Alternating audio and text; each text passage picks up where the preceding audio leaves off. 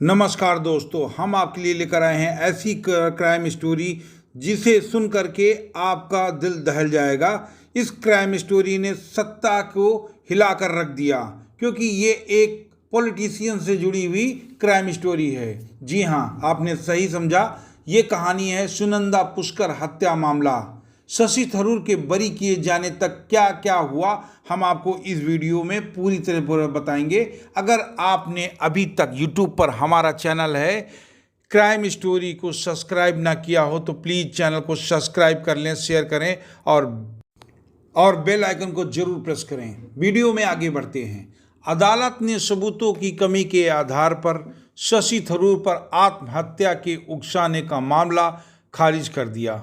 सुनंदा पुष्कर 17 जनवरी 2014 को दिल्ली के एक 5 सितारा होटल में मृत पाई गईं। हालांकि शुरुआत में उनकी मौत की खुदकुशी माना गया, मगर बाद में दिल्ली पुलिस ने दावा किया कि उनकी हत्या की गई है। हालांकि तब पुलिस ने किसी संदिग्ध का नाम नहीं लिया। साल 2018 में दिल्ली पुलिस ने शशि थरूर पर अपनी पत्नी को आत्महत्या उकसाने के लिए और क्रूरता का आरोप लगाया। दिल्ली की पटियाला हाउस कोर्ट ने उन्होंने इस मामले में अभियुक्त माना था। शशि थरूर कांग्रेस के एक चर्चित नेता हैं और कांग्रेस की रीढ़ की हड्डी माने जाते हैं। उस वक्त शशि थरूर ने ट्वीट करके चार्जशीट में लगाए गए आरोपों को आधारहीन बताया और उसके खिलाफ लड़ाई लड़ने की बात कही। शशि थरूर एक वेल क्वालिफाइड नेता हैं और कांग्रेस की पार्टी में इनका दखल है। जुलाई 2018 में एक सत्र न्यायालय ने थरूर को मामले में अग्रिम जमानत दे दी थी। इसे बाद में नियमित जमानत में बदल दिया गया। 18 अगस्त 2021 को अदालत ने अपना आदेश एक वर्चुअल सुनवाई में सुनाया, जिसमें थरूर मौजूद थे। बरी किए जाने के बाद थरूर ने अदालत से कहा कि वह 7.5 साल की पूर्ण यातना थी। अदालत का फैसला आने के बाद बीजेपी सांसद सुब्रमण्यम स्वामी ने कहा कि अगर दिल्ली पुलिस इस आदेश के खिलाफ हाईकोर्ट में अपील करती है तो फिर से हस्तक्षेप करने की मांग करेंगे।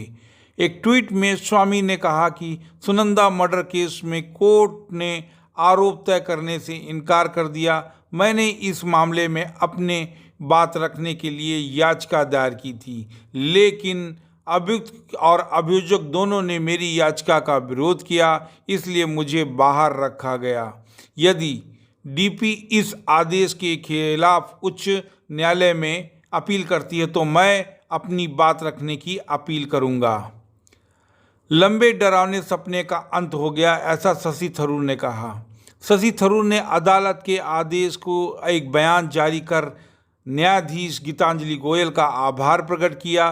थरूर ने कहा कि उसे लंबे डरावने सपने का अंत हुआ, जिसने मेरी दिवंगत पत्नी सुनंदा के दुखद निधन के बाद मुझे घेर रखा था।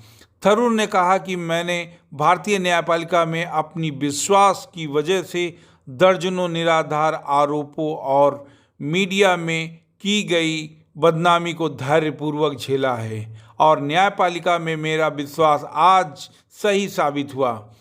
ये कहते हैं कि हमारी न्याय प्रणाली में प्रक्रिया ही अक्सर सजा होती है। थरूर ने कहा कि न्याय मिलने के बाद उसका परिवार की सुनंदा के शांति शोक मना पाया।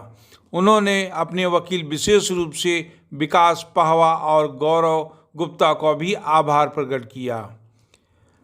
वे शशि थरूर के वकील विकास पाहवा ने अदालत के फैसले का स्वागत किया और कहा कि यह 7 साल की लंबी लड़ाई और आखिरकार न्याय की जीत हुई। पाहवा ने कहा कि मुझे खुशी है कि आखिरकार 7 साल बाद न्याय हुआ और दिल्ली पुलिस द्वारा लगाए गए सभी आरोपों में उन्हें सम्मानजनक रूप से मुक्त कर दिया गया। एडवोकेट पाहवा ने यह भी कहा कि उन्होंने हमेशा शशि थरूर की सलाह दी थी कि वह कोई सार्वजनिक बयान न दें, क्योंकि मामला अदालत में विचाराधीन है। पाहवा ने कहा कि पुलिस ने जो आत्महत्या के लिए उकसाने और क्रूरता के आरोप थरूर पर लगाए थे वे बेतुके थे। उन्होंने कहा कि इस मामले में अपराधों के सबसे आवश्यक तत्व भी मौजूद नहीं थे। मनोवैज्ञानिक ऑटोप्सी रिपोर्ट संबंधी सहित विभिन्न मेडिकल बोर्डों का सभी रिपोर्टों ने डॉक्टर शशि थरूर की हत्या या आत्महत्या के आरोपों से बरी कर दिया था। पाहवा ने यह भी कहा कि दायर आरोप पत्र बिना किसी आधार के था। सुनंदा पुष्कर के परिवार के किसी सदस्य या मित्र या द्वारा उत्पीड़न या आत्महत्या के लिए उकसाने की किसी ने कोई शिकायत नहीं की थी। प्रोसिक्यूशन और बनाम डिफेंस में क्या हुआ, आगे बताते हैं। प्रोसिक्यूशन और डिफेंस का पक्ष का कहना था कि पुष्कर की पोस्टमार्टम रिपोर्ट में मौत की कारण जहर था, लेकिन उसके शरीर पर 15 ऐसी चोटें थीं जो मौत से पहले की गई थीं। अभियोजन पक्ष का कहना था ये चोटें 12 घंटे में से 4 दिन पुरानी थी और हाथापाई की वजह से लगी थीं। डिफेंस या बचाव का पक्ष ने इसका खंडन करते हुए कहा पुष्कर की मौत का कारण अभी तक स्थापित नहीं हुआ है। थरूर के वकील विकास पाहवा का कहना है कि ऐसी रिपोर्ट जो कहती हैं कि यह ना तो हत्या है ना आत्महत्या। उन्होंने कहा कि पुष्कर की मानसिक स्थिति जानने के लिए मनोवैज्ञानिक शव परीक्षण किया गया था, लेकिन यह स्पष्ट नहीं हुआ कि उन्होंने आत्महत्या की या एक हत्या थी। अभियोजन पक्ष ने अदालत में कहा कि सुनंदा पुष्कर अपने पति और पाकिस्तानी पत्रकार मेहर तरार के बीच ब्लैकबेरी मैसेजर यानी BBM पर संदेशों के आदान प्रदान की वजह से थरूर से नाराज थी। इसी साल अभियोजन पक्ष के वकील ने अदालत को बताया कि मामले की जांच कर रही SIT को उस समय की पिछली सरकार की वजह से अमेरिकी जांच एजेंसी FBI से संपर्क करना पड़ा, क्योंकि फोरेंसिक विज्ञान प्रयोगशाला यानी CFL की रिपोर्ट सही नहीं थी। बचाव पक्ष ने इसका खंडन करते हुए एक गैर जिम्मेदाराना बयान बताया। न्यायाधीश ने भी अभियोजन पक्ष से पूछा कि क्या वो केवल अनुमानों पर चल सकते हैं। कोर्ट ने अर्नब में कहा कि भाषणबाजी कम करो। कब क्या हुआ? 16 जनवरी 2014 को सुनंदा पुष्कर और पाकिस्तानी पत्रकार मेहर तरार के बीच ट्वीट पर शशि थरूर के साथ कथित संबंधों को लेकर विवाद हुआ। इसके अगले ही दिन 17 जनवरी 2014 को सुनंदा पुष्कर नई दिल्ली के होटल लीला पैलेस के सुसाइट सुईट नंबर 345 में रहस्यमय परिस्थितियों में मृत पाई गई। शुरुआती जांच में पुलिस को शक था कि शायद ये आत्महत्या का मामला है। दवा के ओवरडोज से मौत होने के कारण भी उठी है, क्योंकि पुष्कर का इलाज चल रहा था। 19 जनवरी 2014 को सुनंदा पुष्कर के पोस्टमार्टम के बाद डॉक्टरों ने कहा यह अचानक अप्राकृतिक मौत का मामला लगता है। साथ ही यह भी कहा कि सुनंदा के हाथों पर 1 दर्जन से अधिक चोट के निशान, उनके गाल पर एक घर्षण का निशान, उनकी बाईं हथेली के किनारे पर दांत के काटने के निशान, गहरे निशान थे। डॉक्टर ने यह भी कहा कि उनके शरीर से एंटी एंजाइटी दवा यानी अल्प्रोजोलम के नाम मात्र के संकेत मिलते हैं, और ऐसा कोई संकेत नहीं था कि दवाओं के ओवरडोज से उनकी मौत हुई है। पुष्कर की मौत से कुछ दिन पहले तक उनका इलाज करने वाले डॉक्टर ने 20 जनवरी 2014 को कहा उन्हें ऐसी किसी भी जानलेवा बीमारी का पता नहीं चला था जिससे पुष्कर की मौत हो सकती थी। 23 जनवरी 2014 को जांचकर्ता ने कहा कि प्रथम दृष्टया पुष्कर की मौत किसी छिपे हुए जहर से हुई है। उनके शरीर में अवसाद रोधी अल्प्रोजोलम और दर्द निवारक एक्सेड्रिन दवाओं के निशान मिले थे। आगे की जांच के लिए बिस्रा के नमूनों को CFL भेजा गया है। साथ ही पुष्कर की मौत की जांच दिल्ली पुलिस की अपराध शाखा को ट्रांसफ़र कर दिया गया, लेकिन 2 दिन बाद मामला वापस दिल्ली पुलिस को ट्रांसफ़र कर दिया गया। जुलाई 2014 में पुष्कर की पोस्टमार्टम करने वाले पैनल का नेतृत्व करने वाले एम्स के डॉक्टर सुधीर गुप्ता ने दावा किया उन पर ऑटोप्सी रिपोर्ट में हेरफेर करने के लिए दबाव डाला जा रहा था।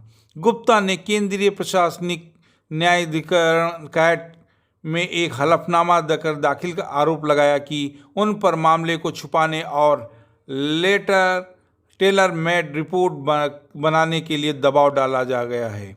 गुप्ता ने अपनी रिपोर्ट में कहा कि पुष्कर के शरीर पर चोट के 15 निशान थे, जिसमें से अधिकांश ने मौत में योगदान नहीं दिया था। उन्होंने इंजेक्शन का निशान और एक दांत काटने का निशान जिक्र किया।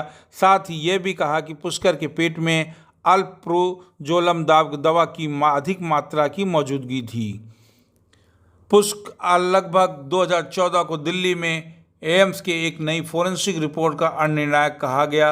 नवंबर 2014 में बीजेपी नेता सुब्रमण्यम स्वामी ने संकेत दिया कि सुनंदा पुष्कर के रहस्यमय मौत की अदालत की निगरानी की जांच की मांग करते हुए एक जनहित याचिका दायर कर सकते हैं। मामले में यह बड़ा मोड़ तब आया जब जनवरी 2015 दिल्ली के तत्कालीन पुलिस आयुक्त BS बस्सी ने कहा कि पुष्कर ने आत्महत्या नहीं की बल्कि उनकी हत्या की गई है। इसके बाद दिल्ली पुलिस ने मामले को अज्ञात लोगों के खिलाफ हत्या का मामला दर्ज किया।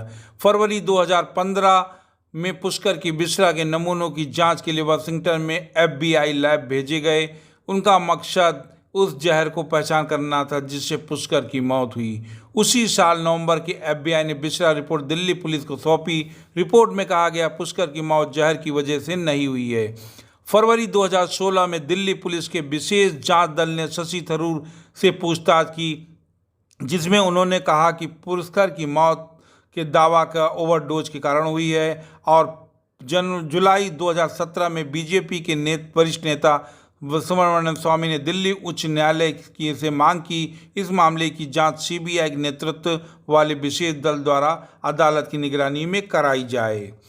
आपको ये वीडियो कैसी लगी आप हमें ज़रूर बताइएगा, क्योंकि इस घटनाक्रम से सत्ता के गलियारों में धड़चम मच गया था और इसीलिए हम आपके सामने ये ट्रेंडिंग क्राइम स्टोरी लेकर आए हैं। अगर आपने अभी तक YouTube पर हमारा चैनल क्राइम स्टोरी को सब्सक्राइब ना किया हो तो प्लीज़ चैनल को सब्सक्राइब करें, शेयर करें, बेल आइकन को जरूर प्रेस करें। मिलते हैं एक नए क्राइम स्टोरी में। नमस्कार।